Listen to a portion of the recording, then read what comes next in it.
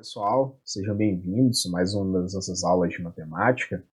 Hoje nós começamos o assunto de função polinomial do primeiro grau e aqui eu quero trazer para vocês, nessa primeira aula desse tema, a parte da definição e também falarei sobre o gráfico de uma função polinomial do primeiro grau.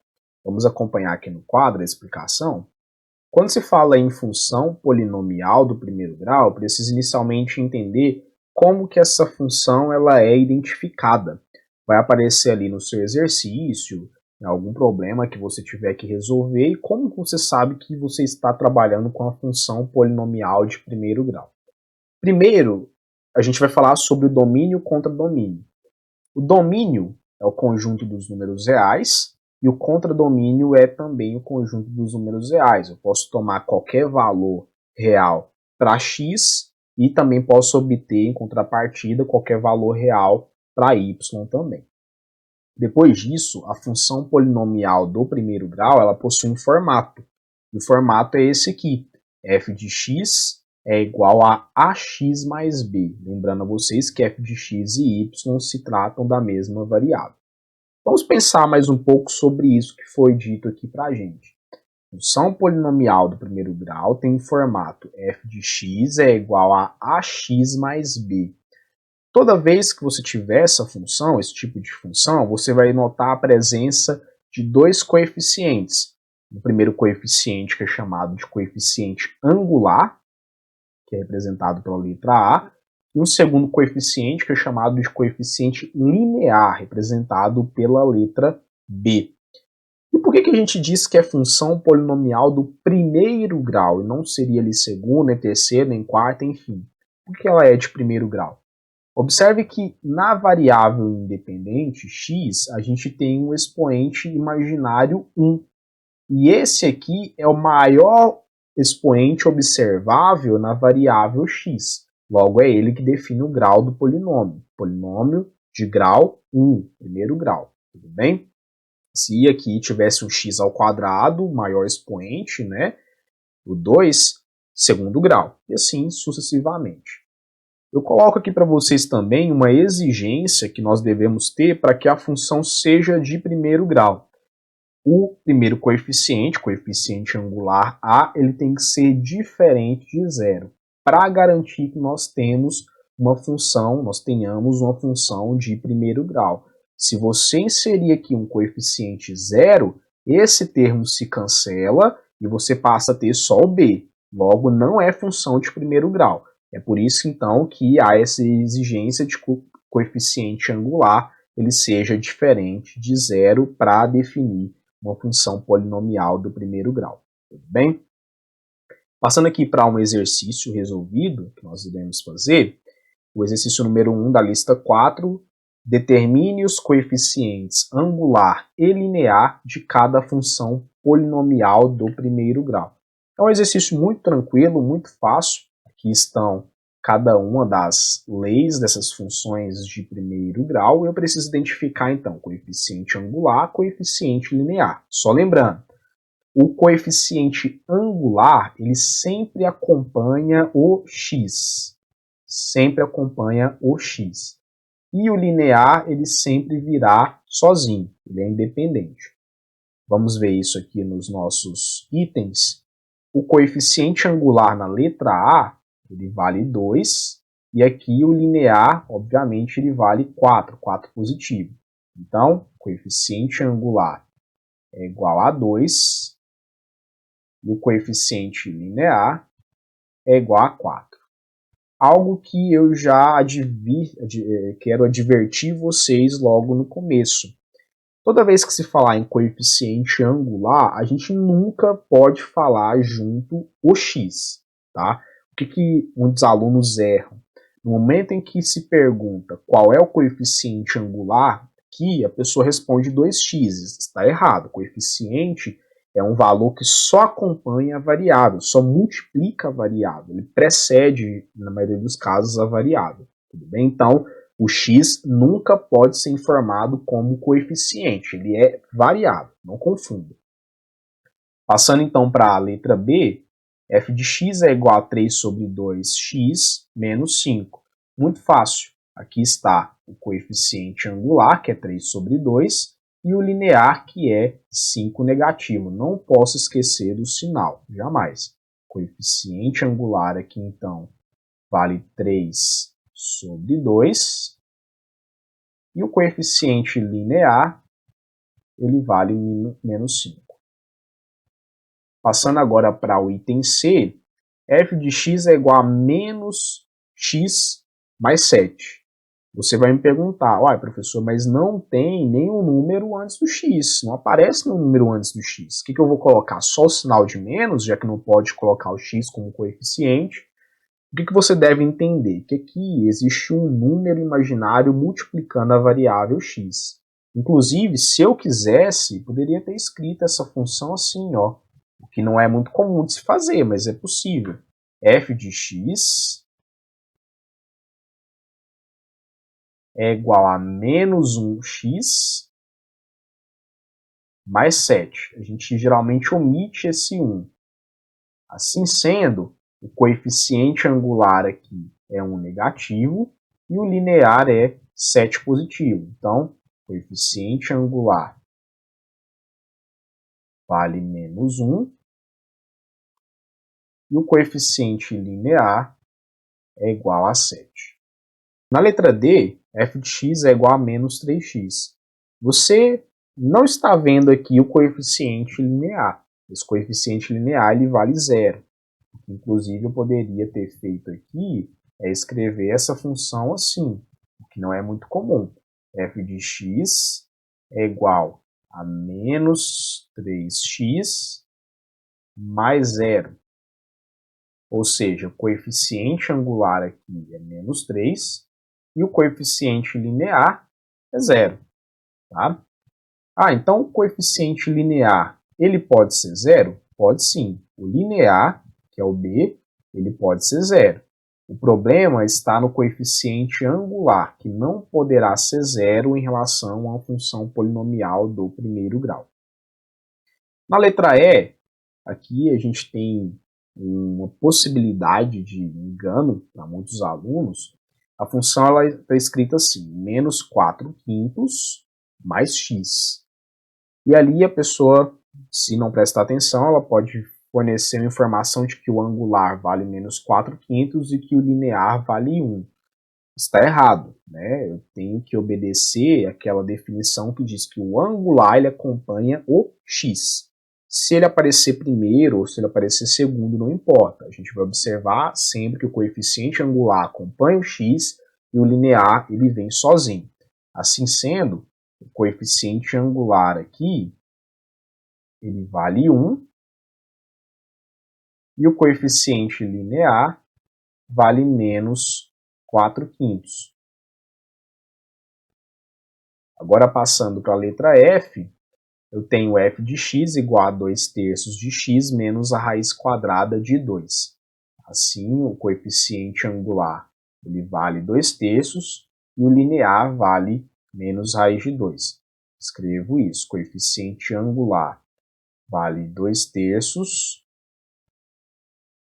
e o coeficiente linear ele vale menos a raiz quadrada de 2.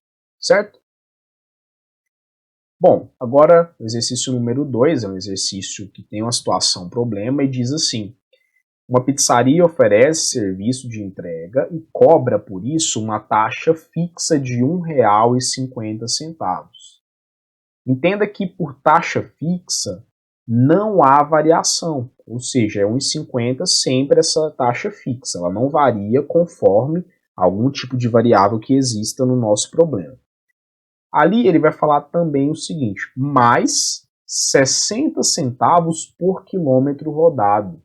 Ao se falar 60 centavos por quilômetro rodado, aqui dá uma ideia de variação. Para cada quilômetro, você vai multiplicar essa quilometragem por 60 centavos, porque é 60 centavos por quilômetro rodado. No trajeto entre o estabelecimento e o local de entrega. Letra A. Escreva uma função que permita calcular o valor y da taxa de entrega em função da distância x percorrida. Muito fácil. A distância é representado pela letra x, como nós estamos vendo aqui, distância, variável x. E o valor da taxa de entrega é representado pela variável y. Quem depende de quem? O y depende de x ou x depende de y? Eu vou fazer a pergunta de uma outra forma. Quem depende de quem? O preço pago nesse trajeto dessa entrega, ele está em função da distância percorrida ou é a distância percorrida que está em função da taxa de entrega?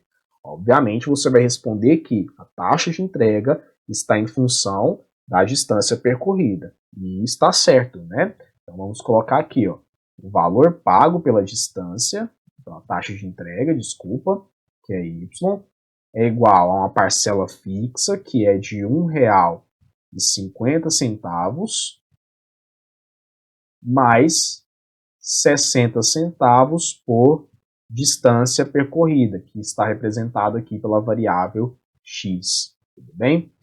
Para ficar mais confortável da gente trabalhar, ao invés de escrever assim, eu vou escrever assim, ó, y, tá? Se você preferir, pode ser também f de x, não tem problema, lembrando que y e f de x se tratam da mesma variável, que é a variável dependente. Ao invés de escrever 1,50 mais 0,60x, eu vou escrever ao contrário, vou escrever 0,60x mais 1,50, porque fica na ordem com que nós definimos, a princípio, a função polinomial de primeiro grau. Primeiro o coeficiente angular, que é 0,60, e depois o linear, que é 1,50 aqui nesse caso. Tudo bem? Bom, letra B. Qual será o valor da taxa se o local da entrega for a 13 km da pizzaria e se o local for a 8,5 km? Observe que ele me deu dois valores de distâncias. Então, esses valores de distância, eles devem entrar na variável x, que é a variável que representa a grandeza distância. Esses dois valores são números concretos, não são variáveis, são concretos. Eu quero saber o preço que se paga nessa taxa de entrega para uma distância de 13 km e depois para uma distância de 8,5 km. Então, esses dois valores entrarão na variável x. Tudo bem? Vou pegar aqui a minha função. Vou trazer ela aqui para cá, tá? Pode ser y, pode ser f de x, lembrando que se trata da mesma variável. Então, ó, eu vou calcular primeiro o valor da taxa de entrega para uma distância de 13 km, ou seja, f de 13. E depois eu vou calcular o valor da taxa de entrega para uma distância de 8,5 km, ou seja, f de 8,5, de onde eu tirei esses valores daqui. O primeiro valor é o 13 km, coloquei aqui, ele vai entrar na minha função no lugar do x, e o segundo valor aqui é o 8,5, que vai entrar aqui também no x. Então vamos lá, ó. 0,60 vezes a distância, que é 13, mais 1,50. Aqui, 0,60 vezes a distância, que é 8,5, mais 1,50. Vou fazer aqui só uma demarcação para você entender aonde que eu substituí essas distâncias para fazer o meu cálculo. E vou continuar aqui. Sim, isso aqui implica que f de 13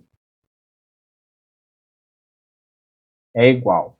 Se eu faço 0,60 vezes 13 mais 1,5, 1,50, eu vou obter 9,3 como resposta, tá? E aqui embaixo, o valor de f de 8,5 vai ser igual a 0,60 vezes 8,5 mais 1,50. 6,6. Bom, para ficar legal o nosso exercício, eu vou escrever isso aqui na notação de dinheiro, notação monetária, tá? Isso aqui equivale a R$ 9,30, é o valor da taxa de entrega para uma distância de 13 quilômetros, e R$ 6,60, que é a taxa de entrega para uma distância de 8,5 quilômetros, tudo bem? Bom, eu quero falar aqui sobre alguns casos particulares. Não sei se você se lembra, quando eu defini uma função polinomial do primeiro grau, eu havia dito que o coeficiente a ele tem que ser diferente de zero, para garantir que exista a nossa função polinomial do primeiro grau. Essa função polinomial do primeiro grau, ela faz parte de um tipo de função que é um pouco mais geral, que é chamado de função afim. Na função afim, está liberado tudo, ou seja, o a pode ser zero, como não pode ser zero, o b pode ser zero, ou pode ser diferente de zero, então a gente tem essas variações aí, tá? No momento em que você garantir que o seu coeficiente a ele é diferente de zero, você cai em uma função polinomial do primeiro grau. Agora, se o seu a ele for igual a zero, você não tem uma função polinomial do primeiro grau, e sim você tem uma função que é chamada de função constante. Aqui, ó, nessa situação, é quando o coeficiente a ele é igual a zero. A função constante é uma função que não varia, os valores de y não variam, ou seja, eles são o mesmo valor sempre. Tá? Você pode variar o x, mas o y permanece o mesmo, ele permanece constante. Tudo bem? Sobre funções polinomiais do primeiro grau, nós temos duas funções muito importantes, específicas, que recebem nomes especiais, e são elas função linear e função identidade. Função linear é quando você não tem o coeficiente linear. O seu coeficiente linear ele vale zero. Então, a sua função de primeiro grau se reduz a essa expressão aqui, ó, y é igual a ax. Eu vou te mostrar um exemplo de função linear. Esse aqui da letra D. Observe que aqui eu só tenho menos 3x, é uma função linear. Ela é polinomial de primeiro grau? É sim, mas ela é mais do que isso, ela é linear. Agora, essas outras aqui, elas não são funções lineares, mas são de primeiro grau sim, tudo bem? E tem uma outra função que ela é chamada de função identidade. É uma função linear especial. É quando o coeficiente angular aqui ele vale 1.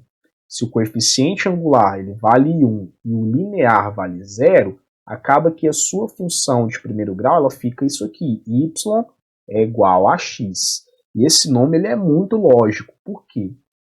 Y é igual a x, há uma igualdade, há uma identidade. Então é por isso que ela é chamada de função identidade, tudo bem? É sempre assim, se o x é 1, o y vai ser 1, se o x é 2, o y é 2, se o x é 3 negativo, o y vai ser 3 negativo para a função identidade.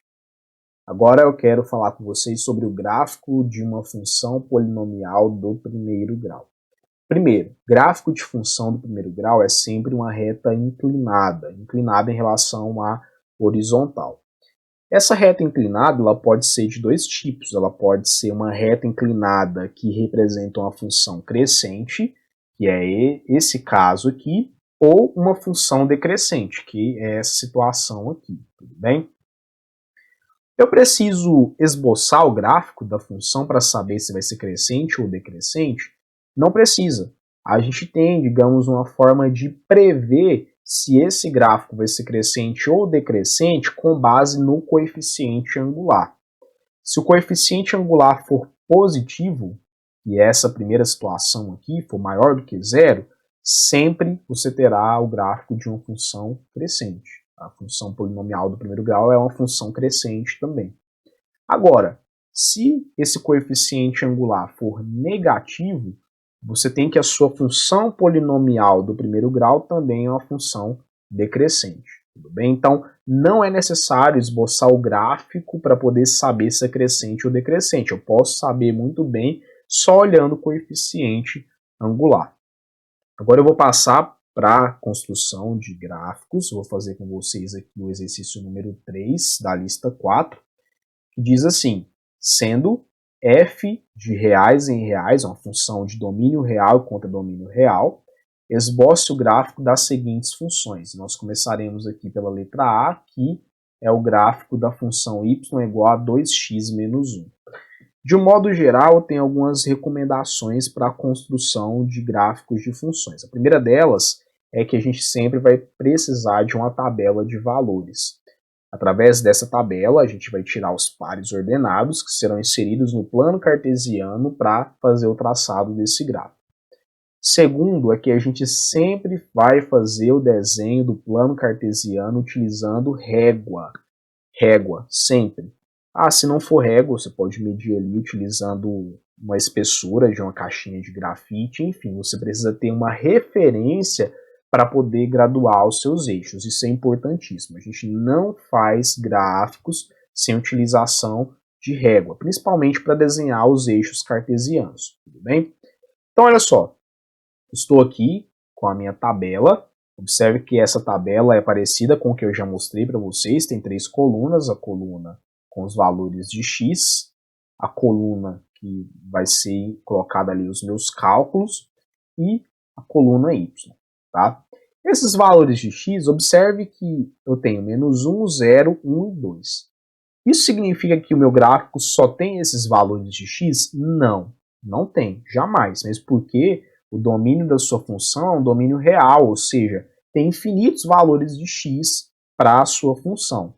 Mas eu peguei aqui alguns valores específicos, eu escolhi esses valores, eu escolhi o menos 1, escolhi o 0, escolhi o 1, escolhi o 2, para a gente poder ter um ponto de partida para traçar esse gráfico, tá? Uma dica para vocês: quando é uma reta, basta 2 pontos, basta 2 valores de x e, consequentemente, 2 valores de y. Já é o suficiente para você traçar uma reta. No entanto, eu optei por colocar aqui mais valores de x para que a gente possa analisar melhor o gráfico que a gente vai esboçar, tudo bem? Então, vamos partir aqui para a construção da nossa tabela. Primeiro passo, eu sei que aqui no x, nessa variável x, vão entrar os meus valores de entrada, que são os valores de x que eu estabeleci aqui. Quais valores de x que vão entrar na minha função? O menos 1, o 0, o 1 e o 2. Então, o que a gente vai fazer? A gente vai recopiar essa função aqui, só que aonde tem o x eu deixo vazio, tá? Eu deixo um espaço, eu deixo uma lacuna ali. Então, eu faço isso aqui, ó. F, ali onde eu marquei de amarelo, eu vou deixar vazio. Então, F é igual a 2 vezes, vou deixar vazio aqui também, então coloco até um parênteses, menos 1. Ok? E assim eu faço em todas as linhas. Inclusive, vou pegar aqui, ó, e vou copiar e só colocar aqui. Obviamente, no seu caderno você não tem esse recurso, tá? E o que você vai ter que fazer? Você vai ter que copiar novamente. Mas não é algo impossível de ser feito. Então, vem aqui, coloco novamente a minha função com o espaço em branco, tá? Vou colocar aqui também, ó. Tá aqui. E por fim, aqui embaixo também. Bom, então vamos passar cada um desses valores de x dentro da nossa função. O primeiro valor que eu vou passar vai ser o menos 1. Então, eu coloco aqui o menos 1. Depois, eu vou passar o 0 pela minha função. Então, eu calculo f de 0.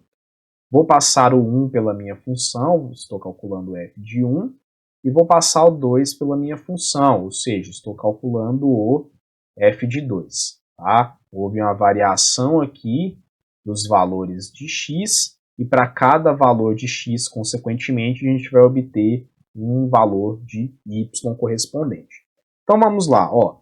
Eu faço aqui um jogo de sinais, positivo vezes negativo é negativo e 2 vezes 1 é 2. Então eu fico com menos 2.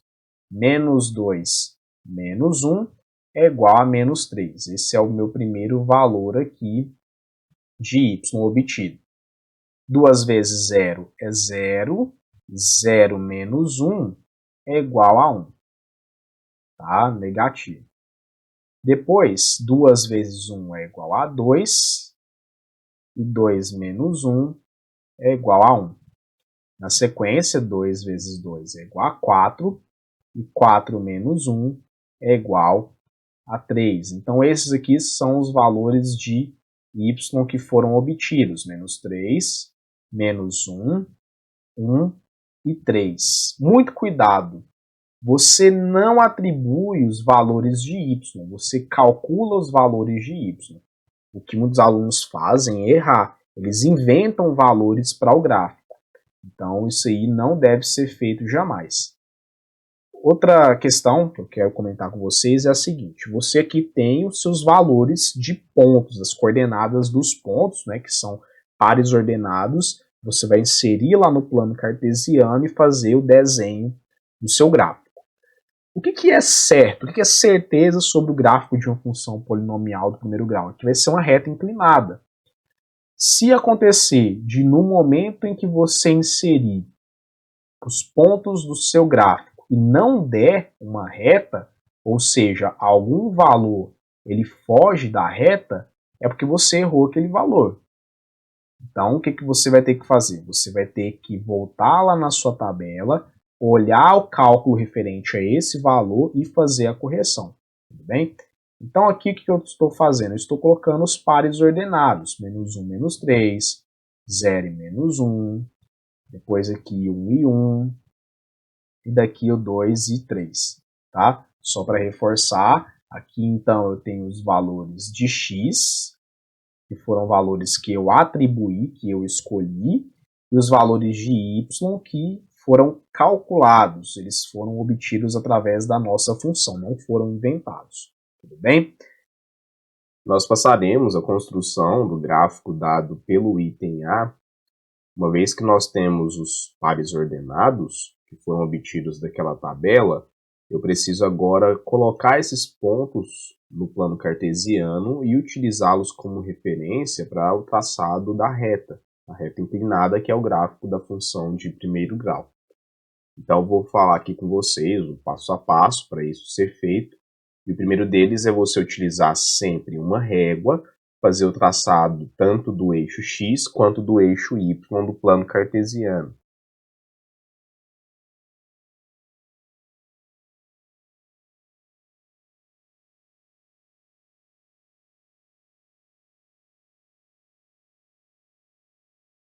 Bom, vocês podem ver que eu tenho aqui o desenho do eixo x e do eixo y, os eixos cartesianos. Na sequência, a gente vai graduar esses eixos. Nós vamos marcar os pontos em cima desses eixos para justamente nós termos as coordenadas. É muito importante que você mantenha o mesmo padrão de tamanho para todos os intervalos. A gente não modifica os intervalos em tamanho. Tá? O erro de muitos alunos é querer fazer um intervalo de 0 até 1 com tamanho na régua e depois utiliza-se outro tamanho para fazer o intervalo de 1 até 2, por exemplo. E aí eu quero que você note isso, que você perceba que a gente não faz essa mudança. Sempre utilizamos o mesmo tamanho para os intervalos. Inclusive, se você quiser utilizar 1 centímetro em 1 centímetro, é uma medida legal para você colocar no seu caderno, um tamanho legal para fazer esse gráfico aí, tá bom? Então agora eu vou graduar os eixos.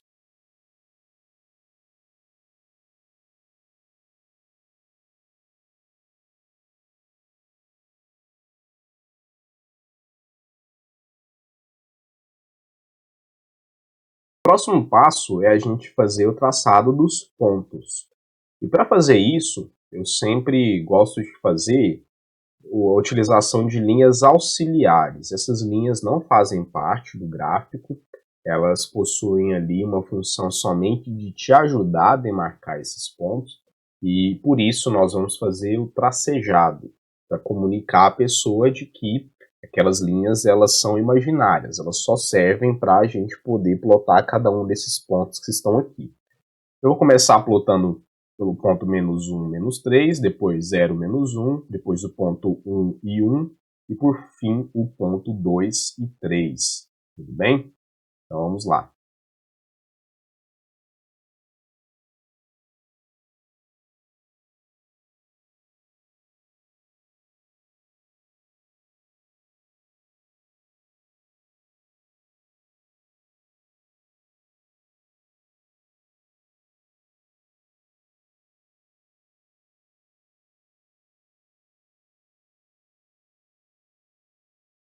Você pode observar que eu fiz o traçado aí das nossas linhas auxiliares e aqui eu coloquei cada um dos pontos.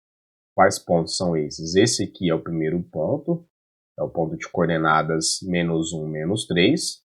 Esse aqui é o segundo ponto, o ponto de coordenadas 0 e menos 1, ele vai ficar em cima do eixo. O terceiro ponto tem coordenadas 1 e 1, e o próximo ponto tem coordenadas 2 e 3. Eu particularmente gosto de escrever os valores das coordenadas depois de fazer o traçado do gráfico, mesmo porque depois do traçado a gente sabe onde que a reta está passando, e ali não corre o risco de a sua reta passar, por exemplo, por cima da escrita de algum número. Tudo bem? Então, vou fazer aqui o traçado da minha reta, eu vou apoiar a minha régua sobre esses 4 pontos que estão aqui e passar uma reta por eles. Então, vai ser assim.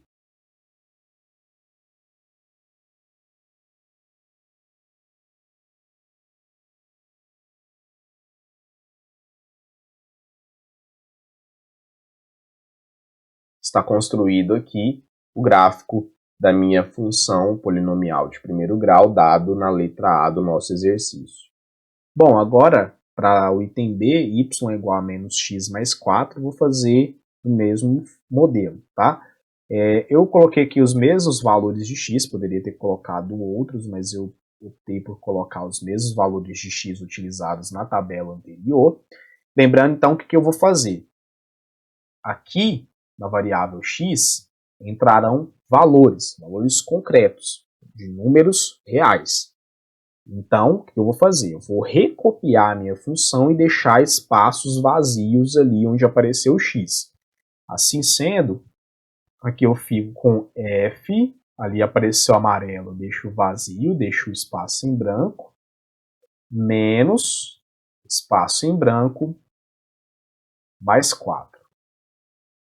E eu vou até utilizar isso aqui que eu escrevi nas linhas aqui de baixo também. Tá? Eu vou colocar isso em cada uma das linhas aqui da minha tabela. Você começa fazendo assim que você reduz a sua probabilidade de errar na escrita dos seus valores. Muito bem, a função é uma máquina de valores, ela vai recebendo os valores de x, que são os valores de entrada, e vai saindo os valores de y. Vamos fazer a entrada desses valores? Ó, o primeiro valor a entrar aqui é o menos 1. Então, eu vou colocar o menos 1 tanto aqui quanto aqui. Depois tem que entrar o 0. Vou colocar o 0 aqui e aqui. Depois o 1. Coloco 1 nesses dois lugares. E o 2. Tá? Aqui também. Ó. Então, primeiro eu estou calculando o f de menos 1, que é igual a menos 1 mais 4. Faço um jogo de sinais aqui, negativo vezes negativo é positivo, e fico com 1 mais 4, que é igual a 5. Esse é o meu primeiro valor de y obtido, calculado. Depois eu vou entrar com 0 na minha função. Ora, menos 0 não dá em nada, então a gente resulta aqui somente em 4. Tá? Eu posso muito bem cancelar isso aqui. Depois vamos passar o 1 pela função. E assim, eliminando esse parênteses, eu fico com menos 1 mais 4. Então, eu fico com menos 1 mais 4, que é igual a 3. Tá? Esse aqui é o meu próximo valor que foi obtido. E por último, o 2. f de 2 é igual a menos 2 mais 4. Eliminando esse parênteses, eu tenho menos 2 mais 4, que é igual a 2. Está aqui o meu valor de y, o último que foi obtido. Tá? Esses aqui são os valores de y que nós calculamos pela nossa tabela. E agora eu já posso escrever os pares ordenados. Quais pares ordenados são esses? Aqui os valores de x são -1, 0, 1 e 2. Em correspondência, eu tenho o 5 como y, aqui o 4, aqui o 3 e aqui o 2. Tudo bem? Então, vou colocar aqui uma outra corzinha só para a gente poder visualizar melhor. Esses são os valores de x que eu estou marcando de azul e os valores de y que eu estou marcando de vermelho. E agora a gente passa a construção do gráfico dessa função do item B. Esses aqui são os pares ordenados. Já deixei pronto meu plano cartesiano e está devidamente graduado. Utilizei aqui uma medida de 1 em 1 centímetro para poder fazer o traçado desses valores nos eixos. Agora então nós iremos passar aos pontos, a demarcação de cada um desses pontos com as respectivas coordenadas, -1 e 5, 0 e 4 e assim por diante.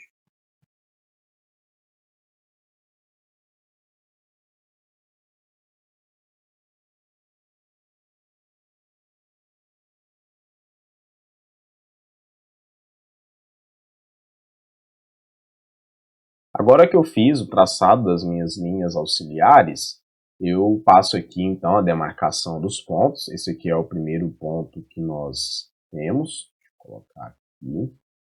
Nosso primeiro ponto é esse, o preto, né, melhor.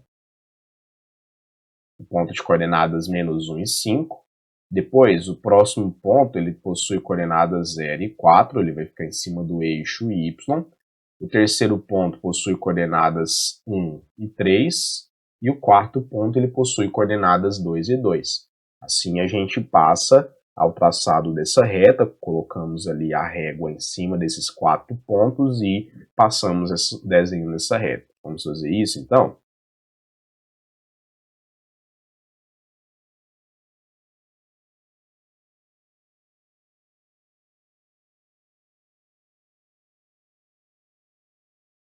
Esse é o gráfico do item B. Para finalizar a nossa aula, quero que você observe que nós esboçamos os gráficos dessas duas funções, da letra A e da letra B. Na letra A função que nós tínhamos é y é igual a 2x menos 1. E na letra B, y é igual a menos x mais 4. Na letra A, o coeficiente angular, observem vocês, ele vale 2. Então, aqui o coeficiente angular é igual a 2, ou seja, ele é um valor maior do que zero, ele é um número positivo. Enquanto aqui no item B, o coeficiente angular é o número que vem antes do x, aqui no caso ele é o -1, então ele é negativo. Ou seja, aqui eu tenho um coeficiente angular positivo e de cá eu tenho um coeficiente angular negativo.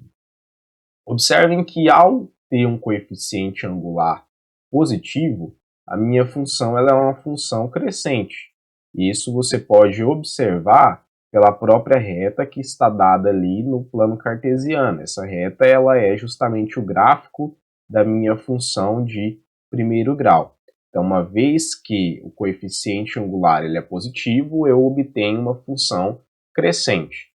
E caso esse coeficiente angular seja negativo, nós teremos uma função decrescente, e a justificativa ela é a mesma. Observe ali o traçado do gráfico dessa função, nós temos uma reta decrescente.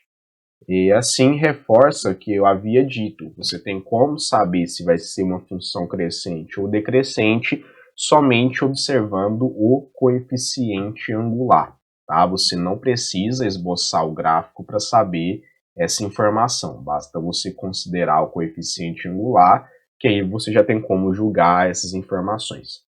Assim, a gente já encerra a nossa aula por aqui, eu espero que vocês tenham gostado e até a próxima.